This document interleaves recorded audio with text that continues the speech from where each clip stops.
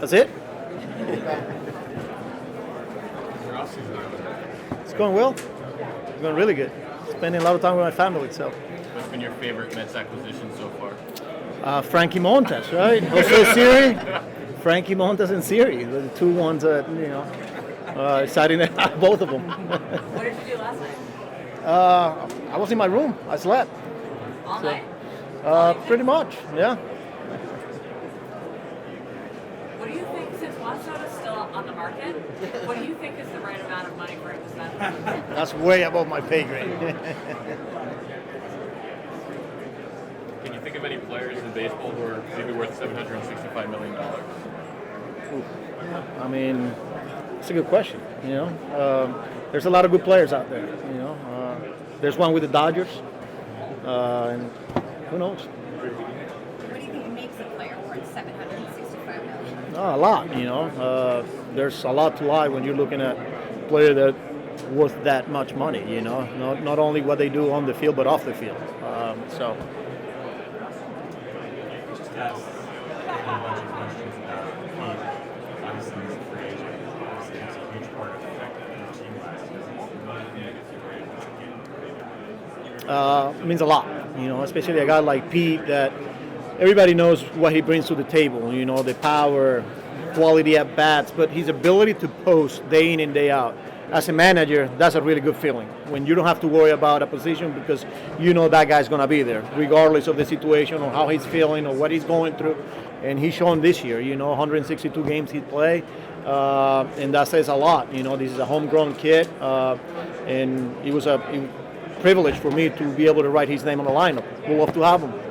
In your mind, how valuable is the idea of lineup protection for your best players? Yeah, last year we were talking about protection for Pete. The way I see it is who's hitting in front of him. If the guy's hitting in front of whoever, if they're not getting on base, there's protection. If they're getting on base, that's how you can you protect players. So there's a lot that goes into it when you're making out a lineup.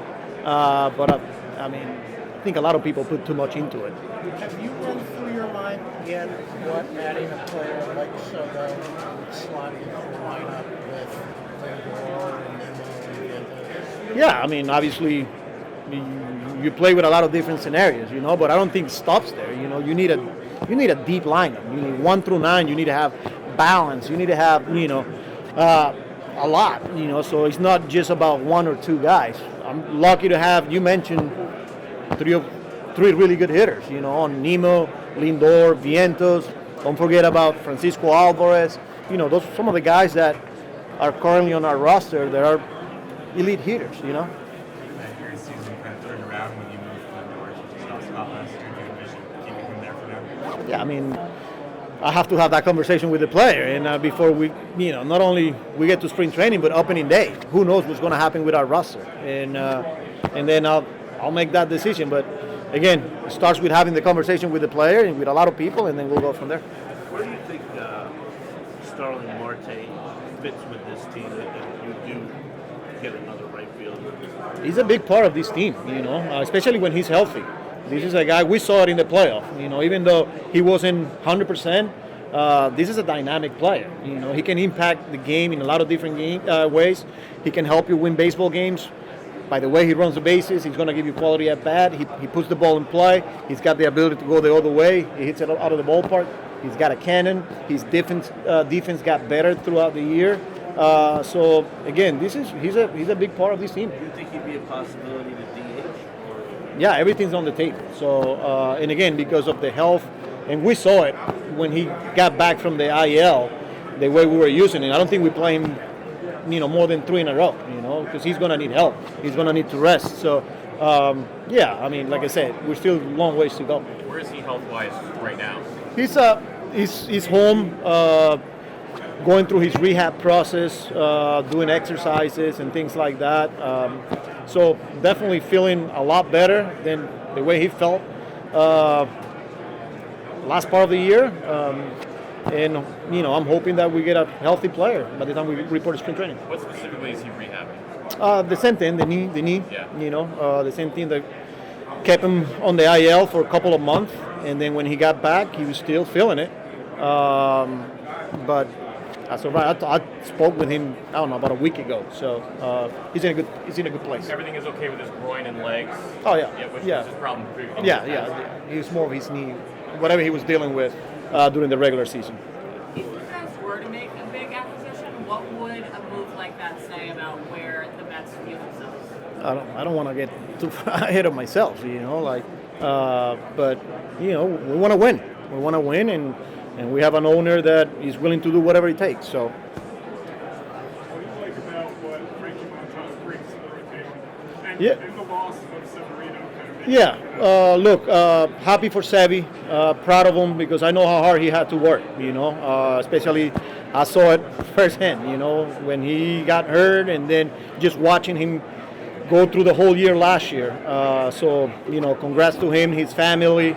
I texted him and, like I said, proud of him. For Frankie, this is a guy that I was able to spend a little bit of time when I was with the Yankees, and unfortunately he wasn't healthy. But we were able to face him in the playoff last year, and man, he was electric. He was hitting 96, 95. The fastball had life. We all know about the split. The cutter, slider that he's got. He's got a swipper, and when he's healthy, he's a pretty good arm. So I'm excited to have him on our rotation, and our job is to keep him on the field. How well do you know Clay Holmes from the Yankees years? Yeah, I know him well. This is another guy that the first thing that comes to mind is a professional, a guy that takes the baseball, and that is accountable. He went through. He had a lot of success, and then he struggled. Just like every player does. And when he was going through those tough times, he was right there in front of his locker, answering questions. It wasn't easy. He works really hard, and good relationship with him. Do you view Senda as your ace? He's a big part of our team. We talk about last year, him being the ace, and we didn't see him pretty much a whole year. So our goal is to get him healthy, and right now he's going through his off-season programs, and when he's healthy, he's as good as anybody out there. Is it a priority to you to kind of get to know him better and not maybe be as in the dark as he might have been last season? Yeah, I think I want to, I got to know him, but more like behind the scenes. I want to get to know him when he wants to go out there for a seventh inning, when he wants to continue to go out there. I want to have those conversations with him. I think that's the next step, and hopefully we get there, because that means he's going to be healthy. He really hasn't been a starter in his career. What makes you think he can succeed in that role? Yeah, I mean, look, it's hard for me to sit here and comment on it, but because it's not official, but again, this is a guy that physically we feel like he's capable of, and this is a guy that takes the baseball, and he works really hard. So. you guys were able to do with Severino and Anaya last year. How confident are you you're able to get the most out of pitchers who you say when healthy they're good? Yeah, we have a really good system here. Obviously, with Hef leading the pitching program, and you got to give credit to our medical staff and everything that they do to keep these guys on the field. Whether it was Sevy, whether it was Manaya, they spend a ton of hours working with them and using all the resources that we have. So pretty confident that our group will do the same thing with a lot of the players that will come on board this year. I don't know that we announced Desi yet, but I'll announce it. Look, Desi is guy that I was able to work with for a couple of years, and the way his attention to details. I know he's going to complement Hef and Rossi and all our group, because whether it's pitch design, playing around with different grips, reading numbers and technology, and just the feel for the game. This is a guy that's been in the dugout for the past 3 years. So I thought he was a really good acquisition for us. When it comes to Montas, guys around the league say that he's really good at the clubhouse, he's a really good leader. Did you get to see any of that in his time in Yes, and even when he wasn't on the field 2023, he spent a lot of time rehabbing, and the reports we were getting from the minor league guys were off the chart. Like the way he was treating a lot of these young kids that were just starting their careers, and just my interactions with him in the clubhouse. Like I said, for a couple of months that we had him. Great guy, humble, smart, and he wants to compete. He's a competitor. So. Carlos, what are your thoughts on what the Glaciers did for you last year, and do you think there's still a lane for him to return? Yeah, I mean, he was unbelievable for us. I think when we started turning around our season, he was a big part of it. Just not only his presence in the clubhouse, but what he did on the field. Elite defender, quality at bat, his ability to put the ball in play. He was flushed with runners in scoring position, and I will love to have him back. But again, we'll see how everything plays out, because he put himself in a really good position. Just talked to David about Mark Vientos and Brett Beatty and their roles, and he said that you guys view Vientos as a third baseman right now. What was it about the step that he took forward defensively that has you guys comfortable that he can handle the position full time? Yeah, you got to give him credit, and you got to give credit to player development. Because they work really hard with him, and you talk about Lindor and Iglesias and the way they impacted his game. Especially on the defensive side of things. We felt really good every time he got to a baseball. The play was made. Good arm, really good hands, and just his internal clock got better as the year went on. Pretty confident that he could play third base.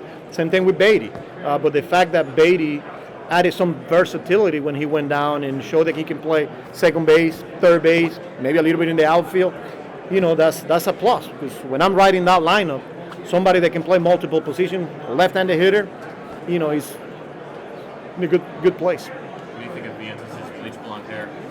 I haven't seen much of it, so.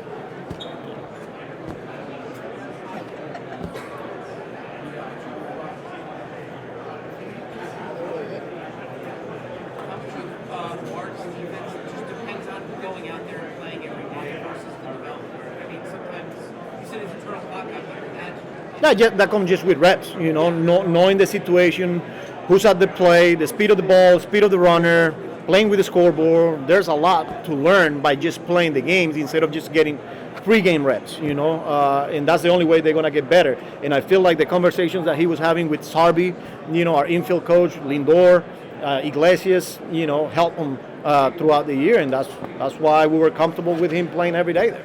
How do you balance getting guys reps versus, sometimes there might be a better fielder at the moment that you want? Yeah, I mean, that's part of the balance. Because at the big league level, you want to win games, but he put himself in a position where we were able to trust him. And like I said, credit to him, credit to Sarby and all the coaches and player development. What do you make of the addition of Jose Siri, and what does it do for your defense in the outfield? Yeah, you just said it. Elite defender.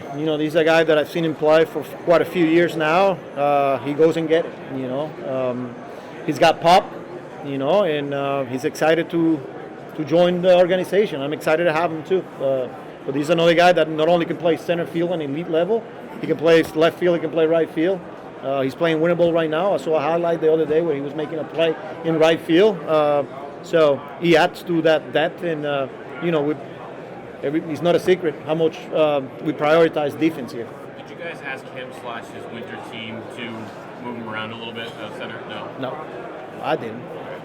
Speaking of winter ball, what do you think of what Acuña's done in his time in Venezuela? Really good. I saw him last week during a home run derby. No, he's playing really well, and the feedback that we're getting, I feel like every day I'm getting a call from their GM to let him play, to continue to let him play. But the defense, the way he's running the bases, and I think just the whole experience itself, the fact that he's getting at bats in meaningful games in front of, 15, 20,000 people, the whole experience for him is going to be huge, and he's playing really well too. What are the terms under which he's allowed to play, and the GM, I guess, has to ask if he can keep playing beyond a certain date, or how does that work? Yeah, no, there's recommendations from us, to the player, Sure. Because he's a guy that got, 700 play appearance. Been a long year. Yeah, so he's going to come to a time here where he's going to have to decide and get ready for 2025. So that's pretty much, and they know it's coming. So that's why the GM is like, hey, what do you guys think? It's like, he's up to the player, at this time, because, as a 40-man roster, that's up to them. We can just all we could do is just make recommendations.